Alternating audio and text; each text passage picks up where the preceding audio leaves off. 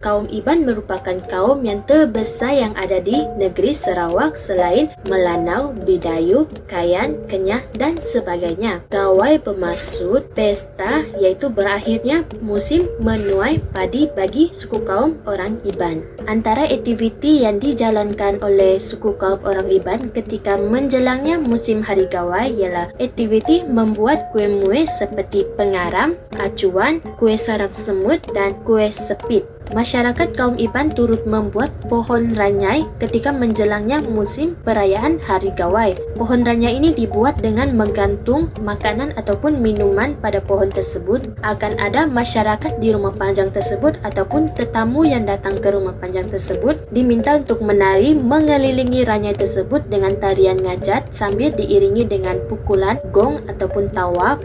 Mereka akan menari mengelilingi ranyai tersebut sambil menggunting ataupun memotong makanan ataupun minuman yang telah tergantung di pohon ranyai tersebut sebagai tanda berterima kasih kerana mereka telah sudi menari mengelilingi ranyai tersebut. Ketika menjelangnya perayaan musim gawai, turut akan adanya pertandingan Ratu dan Raja Gawai ataupun lebih dikenali sebagai Pekit Kumang dan Pekit Keling. Pekit Kumang dirujuk sebagai Ratu Gawai, manakala Pekit Keling dirujuk sebagai Raja Gawai. Penilaian bagi Pekit Kumang dan Pekit Keling ini dinilai dari segi kebijaksanaan mereka ataupun pengetahuan mereka yang mendalam mengenai adat resam suku kaum Iban, dan mereka tidak hanya dinilai dari segi ketampanan ataupun kecantikan yang mereka ada, kerana Pekit Kumang dan Pekit Keling ini akan dianggap sebagai ikon suku kaum Iban. Untuk pengetahuan anda semua,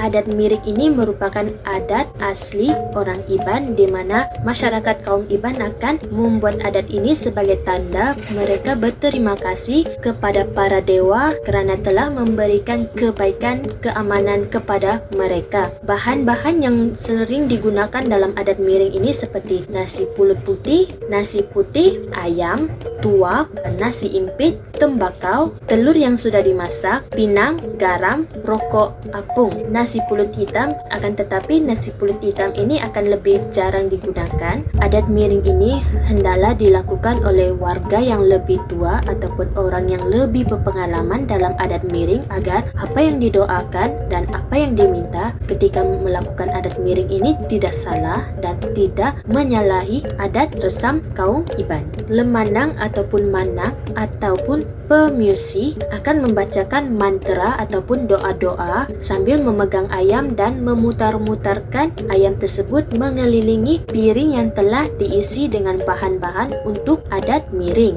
Setelah selesainya adat miring ini, masyarakat kaum Iban akan meneruskan aktiviti mereka ke Malam Air Pengayuh. Aktiviti Malam Air Pengayuh ini merupakan aktiviti yang sememangnya wajib malam 31 hari bulan, di mana masyarakat kaum Iban akan minum tuak sambil mengangkat gelas mereka sebanyak 3 kali dan melaungkan Selamat Hari Gawai, Gayu Guru Geranyamai sebagai tanda mereka meminta atau memohon agar diberikan kesihatan yang kekal kepada diri mereka dan memberikan keharmonian yang kekal, rezeki yang lebih banyak pada tahun tersebut. Masyarakat kaum Iban di Rumah Panjang akan meneruskan aktiviti mereka kunjung-mengunjung antara rumah panjang sebagai tanda mengeratkan silaturahim antara rumah panjang mereka dan rumah panjang yang lain. Sekian, terima kasih.